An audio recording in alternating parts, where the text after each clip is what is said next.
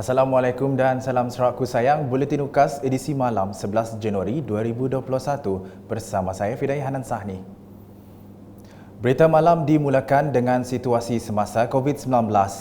Sarawak hari ini merekodkan kes positif tertinggi COVID-19 dengan sebanyak 153 kes untuk menonjakkan jumlah keseluruhan kepada 1,428 kes.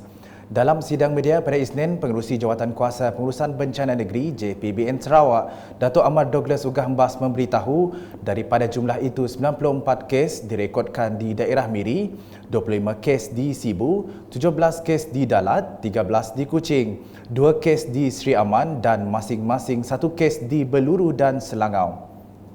Di Miri 94, Sibu 25 kes, daerah Kuching 13, Dalat 17 adalah jangkitan kluster Pasai. Sri Aman 2 kes, Beluru 1 saringan individu bergejala, Selangau 1 individu pulang dari luar negara, import A. Selain itu, turut diisytiharkan kluster baharu iaitu kluster Jelita Miri di daerah Miri menjadikan 6 kluster masih aktif di Sarawak setakat ini.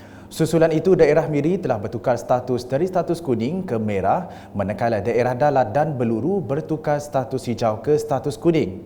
Daerah Kuching dan daerah Sibu kekal berstatus merah, manakala daerah Selangau, Sebau, Samarahan, Sri Aman, Bukit Mabung, Meradong dan Bintulu kekal berstatus kuning dan 28 buah daerah yang lain di Sarawak masih hijau. Ekoran peningkatan mendadak kes hari ini, JPBN Sarawak memutuskan pelaksanaan Perintah Kawalan Pergerakan Bersyarat PKPB bagi daerah Kuching, Sibu dan Miri yang akan dilaksanakan mulai 13 hingga 26 Januari 2021. Ini termasuk mengenakan lockdown kepada 6 rumah panjang di Kapit, 21 rumah panjang di Sibu, 10 rumah panjang di Dalat, 1 rumah panjang di Sri Aman, 1 rumah panjang di Lubuk Antu, 2 di Julau, Sebau 6. 47 buah kumpulan rumah panjang di Sarawak telah dikenakan lockdown dalam tempoh 14 hari. Dan penduduk di rumah panjang tersebut tidak dibenarkan keluar. Oleh itu, SDMC ataupun Divisional ataupun District Disaster Management Committee akan mengurus dengan kerjasama semua jabatan termasuk Jabatan Kebajikan untuk membekalkan makanan kepada mereka. Berikut keputusan JPBN Sarawak berhubung pelaksanaan PKPB di daerah terbabit.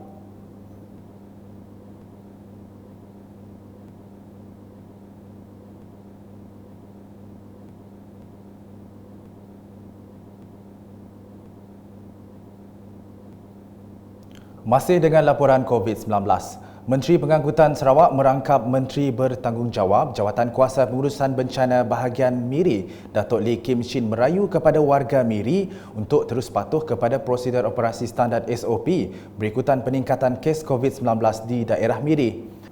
Dalam sidang media JPBB Miri pada Ahad, Datuk Lee Kim Shin menyeru individu yang tinggal di daerah Miri, Kabupaten Subis, Beluru, Marudi dan Telang Usan yang menghadiri upacara pengebumian di Rumah Langi Pasar Siong Sibu atau Rumah Panjang di sekitar kawasan Pasar Siong pada 29 Disember 2020 hingga 8 Januari 2021 untuk tampil melapor diri bagi menjalani ujian swab RT-PCR COVID-19.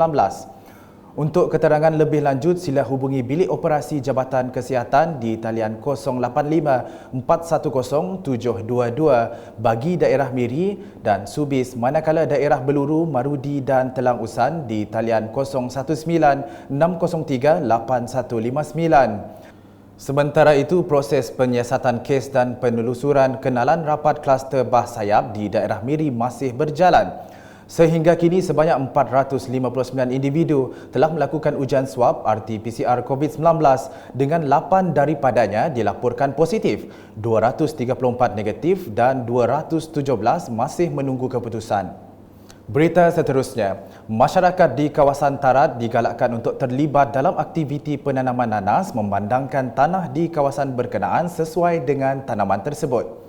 Menteri Muda Pemodenan Pertanian, Tanah Adat dan Pembangunan Wilayah Sarawak, Datuk Roland Sagah Wee In berkata, ia juga penting untuk memajukan tanah yang terbiar sekaligus menjana pendapatan mereka. Berucap semasa majlis perasmian Bilik Gerakan AJKKK Kampung Sungai Riset pada Ahad, beliau yang juga ahli Dewan Undangan Negeri Adun Tarat menambah, kerajaan negeri telah menyediakan pelbagai inisiatif dan input pertanian bagi membantu masyarakat tadi.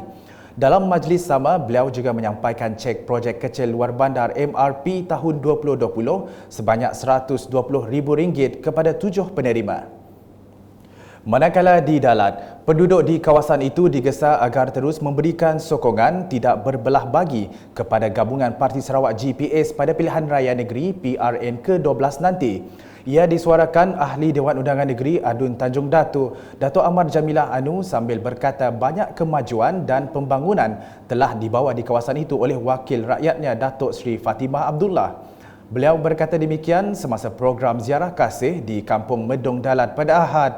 Pada program itu, Datuk Amar Jamilah turut memberi sumbangan pribadi kepada Masjid Al-Huda Medong Hilir, Surau Kampung Medong Seberang dan Chapel Kampung Medong Hulu. Terdahulu, beliau dan Datuk Seri Fatimah meluangkan masa makan tengah hari bersama skuad Sayang Plus N56 Dalat dan seterusnya menyampaikan sumbangan kepada badan itu.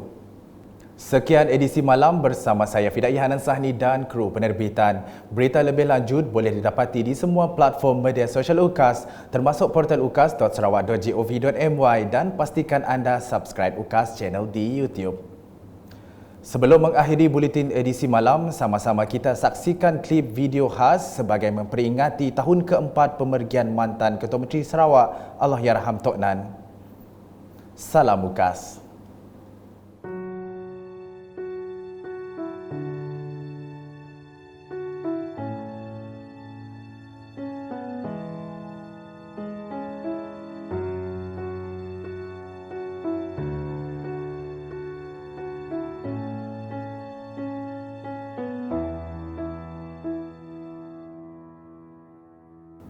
Hari ini genap 4 tahun mantan Ketua Menteri Sarawak, Allahyarham Pehin Sri Tan Sri Datuk Batinggi Adnan Satim atau mesra dengan panggilan Tok Nan meninggalkan kita.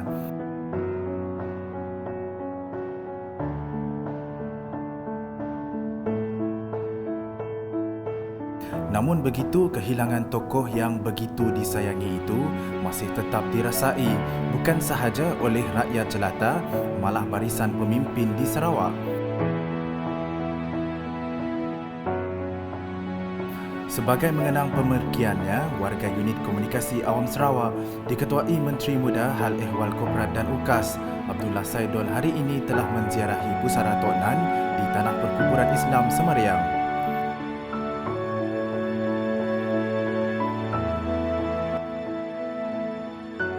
Warga UKAS turut mendoakan agar roh Allahyarham sentiasa dicucuri rahmat dan ditempatkan dalam kalangan orang-orang yang beriman. Al-Fatihah.